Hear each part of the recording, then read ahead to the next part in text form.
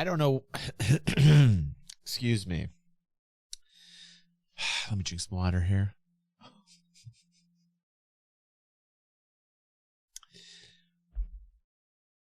I don't know how many titles I've seen like this before in my entire life. Probably quite a few within the past 10 years. Is Star Citizen worth it? Normally, when I see this type of thing, right, I'm like, here we go. Obvious clickbait title. However, I'm going to watch this one really because it's made by TheYamiks. And I've seen a couple of his videos before. Elite Dangerous. He seems to be a popular YouTuber.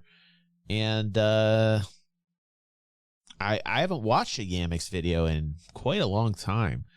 But Yammix was really involved in Elite Dangerous, and we all know what happened to Elite Dangerous. Very vocal about it. Talk about it quite often. But let's see what Yammix has to say. Is Star Citizen worth it? Greetings there, spacefaring plague called humans. I'm not sure whether or not you sought out a cool shooter or a spaceship piloting game, or just got dragged here out of the sheer morbid curiosity that is Star Citizen. Today I'll try to answer the age-old question of, is Star Citizen worth it? Now, my viewers, community and avid stalkers will probably know what's about to happen, but I'll assume that everyone here is new. You've never seen or heard of me? Or Star Citizen. Let's then dispense of sarcasm at first and start things on a level knowledge playground. What even is Star Citizen? For a more elaborate answer, you can check out a video I specifically did on this question a while back, but in brief, setting aside my own thoughts, to simply put, Star Citizen is a video game. In making, that is. It can be played like this, or like this, though most of the time it will look like this.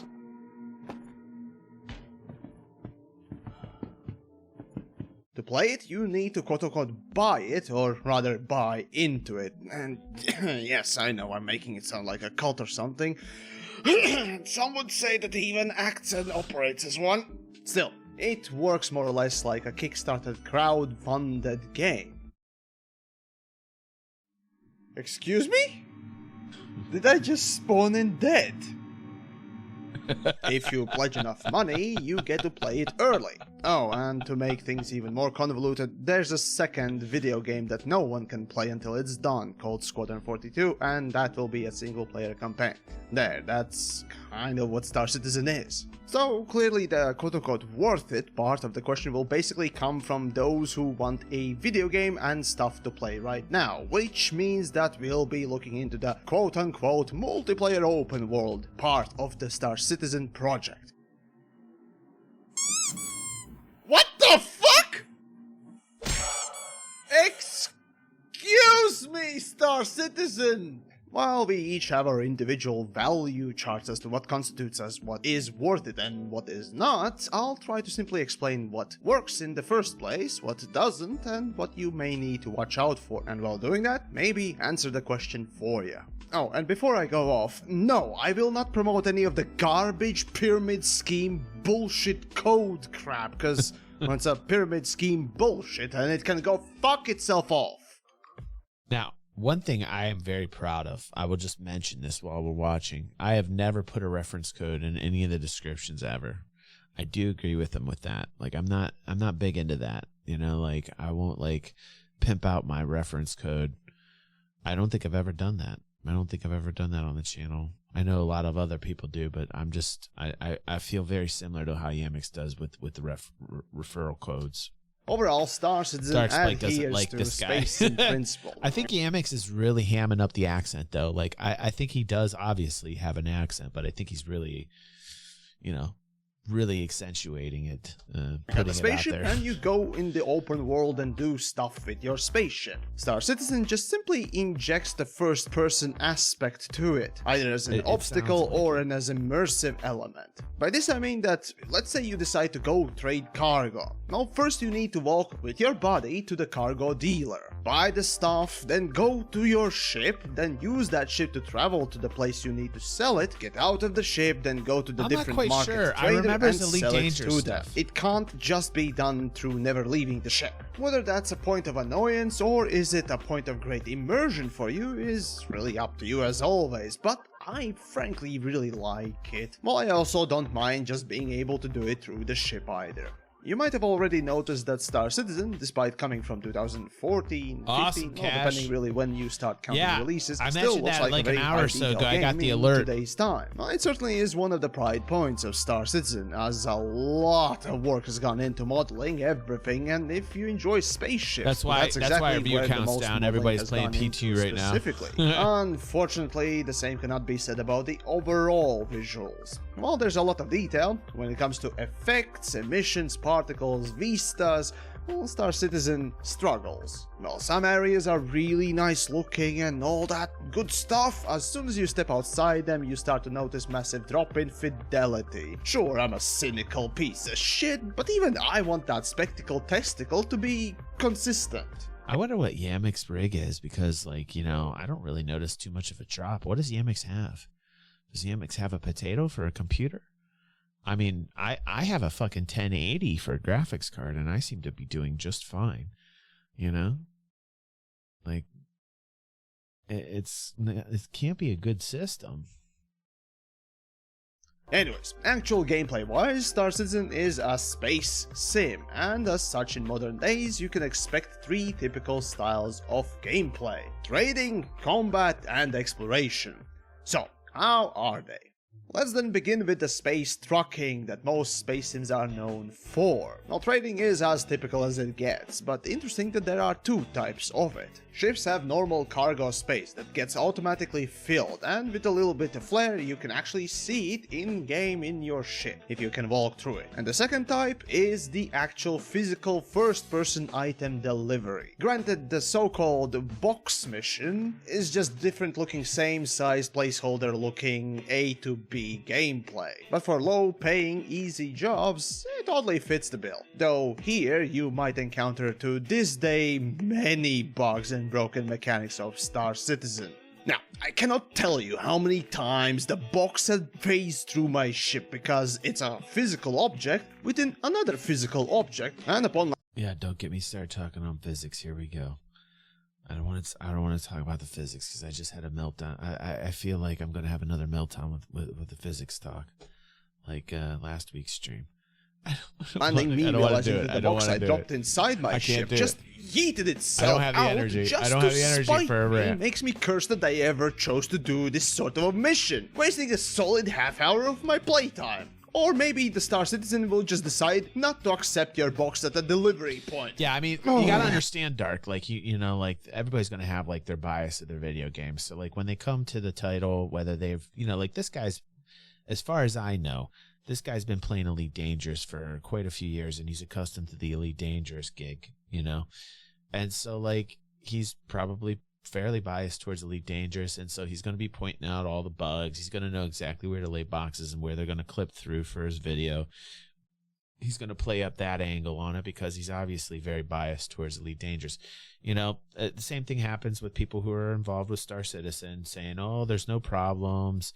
You know, the truth is that, like, there's so many people out there that go after the polarities of the issues, you know, like when you're talking about it's either black or it's white or it's either, you know, like, I can't stand that when the discussion becomes like, you know, it's this or it's that. It's, you can't do that, you know. Like, the thing is game development is so nuanced. You know, every part of game development is very nuanced, and there's just so many variables in game development to where there's going to be a reason for the flaws in the game design. And I always personally think that Star Citizen, out of a lot of you know, other titles out there, they've done a really good job of communicating. Sometimes they trip up. Sometimes, obviously there's some issues. But for the most part of it, with the project of Star Citizen and Cloud Imperium, they've always been as transparent as can be, right? Compared to a lot of other developers out there. There's a lot of companies that wouldn't even take the amount of time to create this type of content. And I mean, like Frontier tried like a little over a year or so ago before Odyssey was coming out, because they were hyping everybody up for Odyssey. And you saw on Frontier Development's page, David told a couple of the devs to get together and just, chill out and have a party and stuff. But that's not what people wanted. What's going on, Explodo? Thank you, bro. Thank you for that gift, dude. I appreciate you, bro.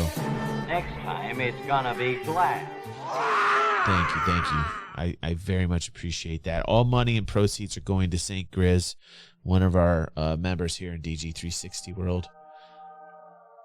He came back home from a trip and his house was flooded badly. He's in a hotel right now, so everything from tonight's stream and tomorrow morning's stream will go to St. Grizz. We love you, St. Grizz. He's done so much for us. It's time we pitch in and help him out. But anyway, back to what I was talking about here is when I watch these, I always take it with a grain of salt, because I realize that whoever's doing the video is going to have a bias. So I just try and pick up points that I think are worth talking about. One thing that I always will say are, Cloud Imperium seriously has to focus on the physics grid. There's too much clipping. The whole focus of tonight, really, we've been talking about physics, and we've lost a lot of viewers because we're not talking super kind about the project tonight. We're being rational. And I don't think a lot of people can handle that. They don't want to hear that there's work to be done. They don't want to hear that people have to report the bugs correctly. They don't want to hear that there's issues or problems. They just want everything to be magically fixed.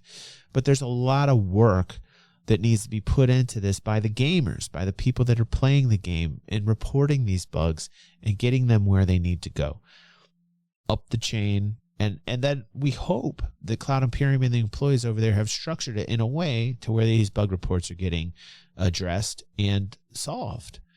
I mean, really. It's just, I don't want to start talking about physics. I just don't. To say the least, it's frustrating. As for the ship cargo trading, well, I suppose it works. Though prices for these commodities... Some haven't been involved as long. Like Dark Spike says, sure, and there are all the criticisms for SC. I feel it's worth pointing out completely. I just feel some of the nuance, like you say, is lost on some people reviewing the game. Steps off soapboxes, says Dark Spike. No, dude. I love when people talk here on the stream. One of the best parts about the stream for me is engaging with you guys, seeing what you guys think. Man, the dialogues that we have are great here on the channel, and always speak up, like always speak your mind here on the channel. I really encourage that.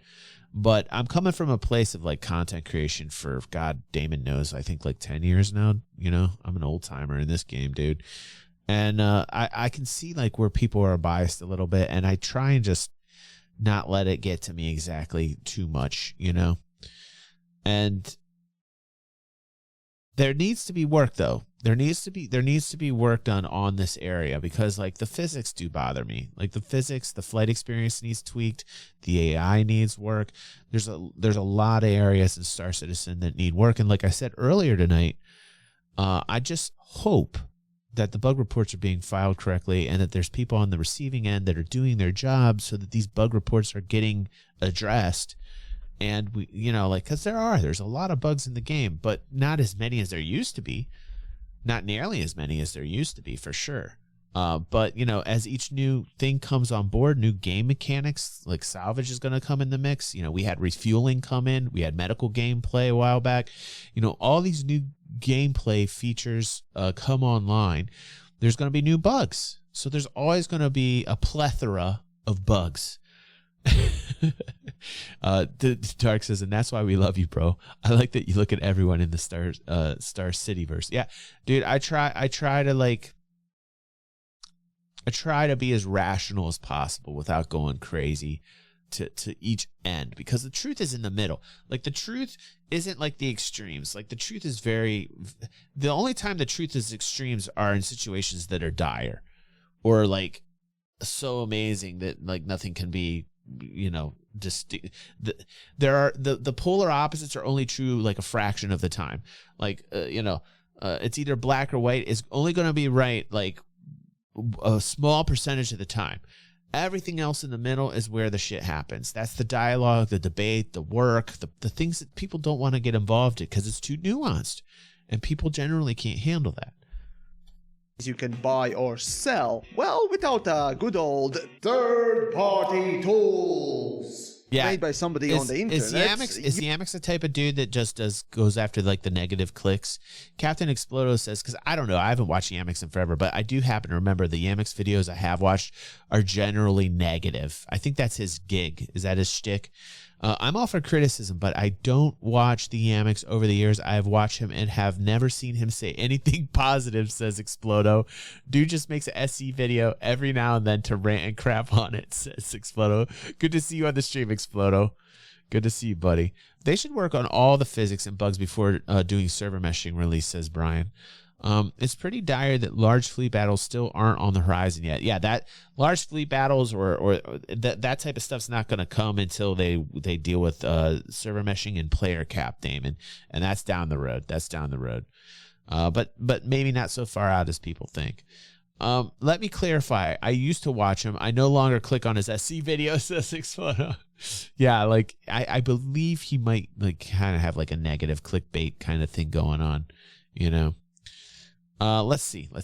Keep going. Your guess will be good as mine, whether you can sell anything for profit or where to sell it in the first place. Yeah, well, the gameplay exists. It's what charitably can be called minimum bitch level. Oh, and mining exists too, both for ships and first person. For ships, it's actually far more engaging and finished than trading, while hand mining, as it's known for the first person, just don't fucking do it. It's so fucking bad. Just don't. Look at this quality fucking physics and coding. Plus, you're gonna also do a lot of it in jail anyways. Fucking kill me! Okay, well, at least flying is cool, right? Well, flying against other ships and having space pew-pews is coolest and easiest. Listen, the physics do bother me too. The physics are always going to bother me in every aspect of the gameplay. But I do have to say, the mining is actually much more deep in terms of what you have to do than a lot of other games. I mean, I'll use an example like EVE Online, where you click on the mining barge buttons, the laser turret. The turrets there for mining in EVE. What were the ships? Retriever. What was the other one? Carrack, Orca. Those mining ships, and you would literally just push a button, and that was it. So I mean, the mining is definitely more involved. You use the wheel to there needs to be work done, but like obviously, it's a better mining experience than some out there. The problem is the physics after the rocks are breaking, shit like that. They just need to work on the fucking physics. What's up, what's up, Shaft? How you doing, buddy? Interesting name. Selling point for spaceship games overall. So how does Star Citizen perform here? Well, I've said this time and time again, I personally prefer most of the mechanics for not only combat but also general flight from Star Citizen. If you've ever tried flight simulators, well, Star Citizen offers really cool take on spaceship simulation in a very similar way. Though being a space sim, it takes liberties with certain stupidities of even modern aeroplane designs, simplifying them plenty, yet you still feel incredibly overwhelmed when getting into menus of your ship, adjusting. This guy's like insane. You can't even go inside a ship on Elite Dangerous. Are you fucking kidding me? In Star Citizen, the great part about like the game is the ship design. You walk into the ship and it's like, holy shit, what do I do? Like, this is great. It's not like, oh my god, what do I do? It's like, holy shit, what do I do? You want to learn it the second you walk in the ship. Like, that's the perspective I have when I walk in. Like, when a new ship comes out into the game, man, I'm the first in there like going, wow, what does this shit do? When the MSR came in, I was like, oh, cool. Like, what's everything going on in here? Where's the secret shaft in this ship? You know, what, you know, like I wanted to find out everything that there was about the ship. The Hercules came in. I was like, wow, it's got the front and the back ends coming down here for ground units, you know, vehicles. I'm like, holy shit, this is amazing. So like, you know, this isn't supposed to be a dumbed down version of a space sim. This is actually something you have to learn. This is something you need a big brain for. You know, you need to be an adult and you need to learn your ships. And I'm kind of glad they don't handhold. You know, like I think the game design is done like that on purpose. So I think Yammix is going to be disappointed in that regards every time, because maybe he's used to that Elite Dangerous experience where, you know, frontier development just holds your hand throughout the whole experience, you know? And you can never really leave your ship. You can't even walk around in a ship, you know? So, I think you can walk around in a carrier now. I think you can walk around in the carrier and then see the same cutscene for a warp that's been the same warp sequence that we've seen for how many years now in Elite Dangerous? You know, so like, I totally disagree with his opinion on that. Totally disagree. Settings and using them. The biggest issue, and again this is the deadest horse of the Star Citizen, is the maximum speed of the ships. Because every ship can go 1,000 meters a second more or less, the combat basically devolves into jousting matches, and unlike all the space combat, and even some space sims, it's just not fun. It's not fun to have a second of passing where you can unleash. I don't know about this guy. What? Some of the, like when a ship explodes, dude. Some of the best damn explosions I've ever seen, dude. Some of the best damn explosions that I've ever seen. I think they still have a lot of work to do on the flight experience. By the way, you know, I'm not trying to like, you know, make it seem like, oh, this is amazing. This is the best combat PvP I've ever had. No, I'm not like that. But I will say this, man, the explosions are fucking fantastic when you get to that point. That nothing's better than like a multi-crew ship when you're in one. The adrenaline that you feel when you're trying to play with other friends and you're fighting other people, other gamers. Dude, I don't know what this guy's talking about. It's not fun. It's ridiculous, man. That's like, wow. It's ridiculous. Your guns and then need to turn around and do it again. Instead, it's exciting to be on the tail of your opponent, matching speeds, more or less.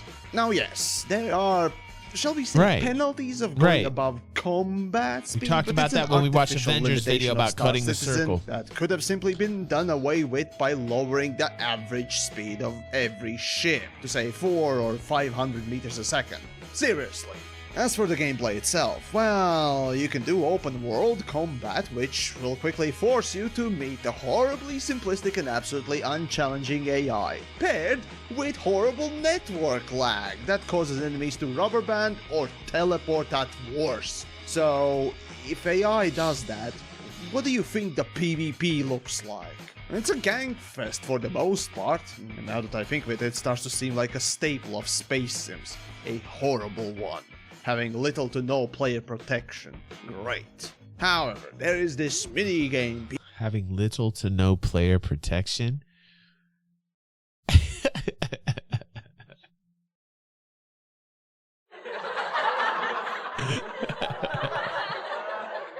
Oh, he wants his hand held. You see what I'm saying? The big bad Yammix, he wants his hand held. He wants to be protected while he plays the game, man. You know what I mean?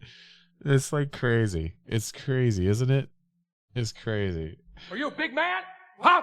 I'm talking to you. What? You wake up in the morning, you say, I put on my big boy pants. Look, I'm wearing a belt. I got big boy pants on. Oh. You put on a little jacket, you go. You take your lunch because you got big boy pants on. You got your big boy pants and your snack. Shame. I mean, we'll push all the buttons on this one, man. Shame. It's all the buttons. Yeah, I mean that is the exact attitude of why I left Elite Dangerous. This is exactly this is an Elite Dangerous mindset. This is why I couldn't stand the game. I couldn't stand the forums. I couldn't stand the community for the most part, because a large majority of Elite Dangerous commanders have this crazy ego and they think that space is supposed to be safe. Like, oh, I need every portion of game design to keep me as safe as possible so I don't lose anything, because God forbid there's actually some type of reality in a space sim. That is why I call it Elite Dangerous elite only, no dangerous. Elite, no dangerous. That is why I talk about elite dangerous in the way that I do, because that is the mindset over there. We talked last week how we're getting all these new players coming in that are elite dangerous commanders coming into Star Citizen because there is no danger or anything keeping them there that is exciting. It's space trucking. It's Euro space trucking simulator now. That is what Elite Dangerous has become. Euro space trucking simulator. It is ED. It is erectile dysfunction because people don't excluded the danger. They literally, I said it years back. I said, you know what the problem with Elite Dangerous is? There's no danger in it.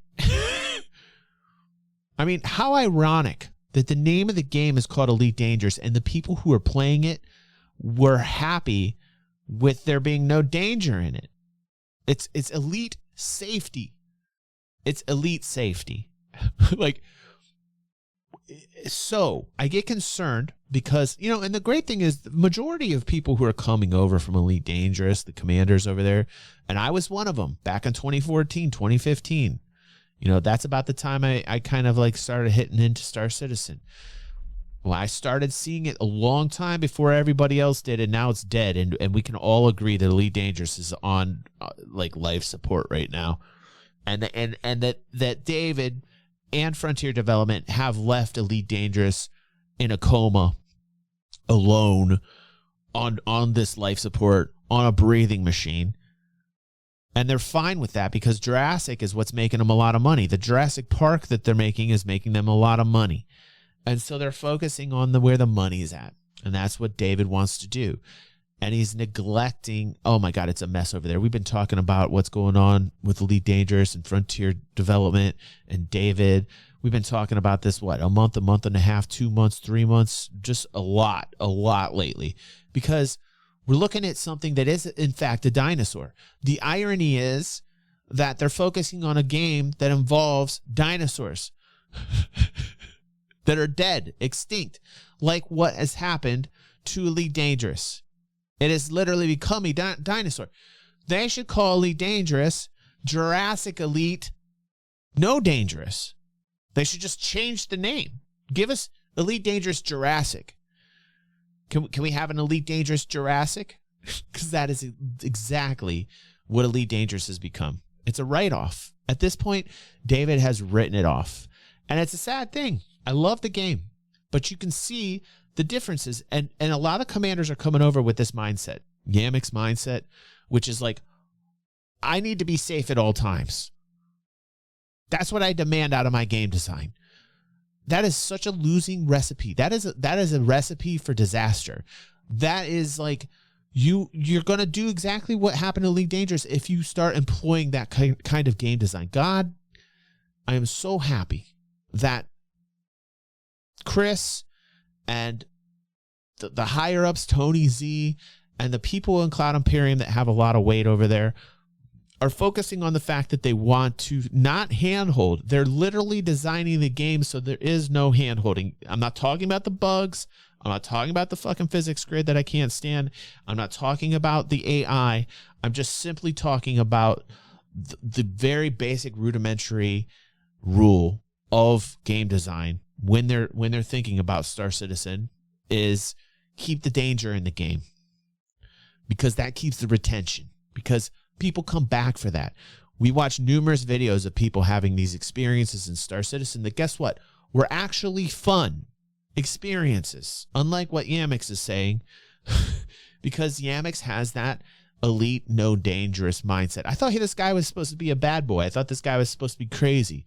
Wasn't this guy supposed to be like, you know, I feel like this, I don't feel like he's living up to it. PvP and PvE for space combat. Here you can actually have dedicated space and matches for space combat only. It sounds like a good thing, and it kinda is. Well, that is, if people would queue up for it. These days, I'll tell you what the biggest reasons why I can't stand what they did. They completely dropped VR support. What a stupid move. Like I'm reading the chat right now and I'm seeing, you know, like you get like, oh, space trucking and relaxing. There's a lot of good points on Elite Dangerous, you know, like Damon's mentioning some things, and that's cool. We've talked about this ad nauseum. We've talked about that. If you're into that type of gameplay, that's cool. Go for it. If you want that, just sit back and, you know, listen to Pink Floyd and Comfortably Numb, and you just want to sit back and you want to listen to that, go for it. I get that. I get that you want that type of gaming experience, but like I don't want I maybe sometimes, but I want there to be an element of danger. I want that kind of Cowboy Bebop type vibe where like some shit might just happen randomly and players around me and oh shit, I got to worry about my cargo. I need that. I need that in the game to be an exciting experience, to keep me glued in, to keep me wanting to log in. Those experiences, for good or for bad, are going to be memorable, and generally speaking, for most, are going to bring people back. Star Citizen's a natural filter. It has the danger built in, and it's going to filter out those people that don't want the danger. It's going to filter out the bunch of commanders over in Elite Dangerous that are all elite, no danger. And I do want to give props to Citizen Kate for coming over here and like just completely loving it.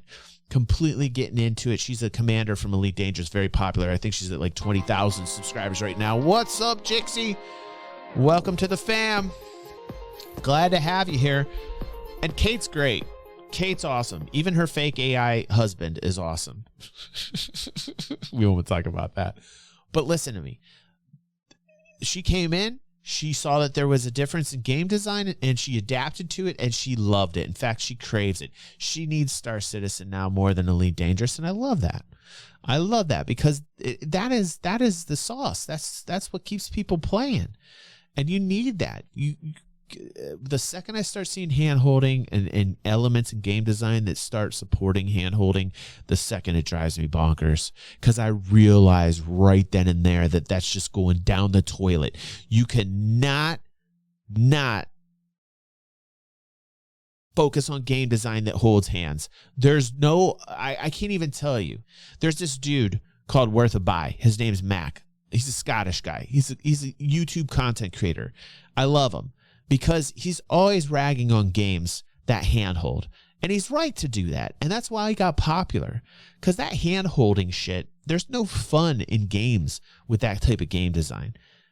Like the button smashing, the automatic targeting, these types of games, press Y to lift up, or you know what I'm saying?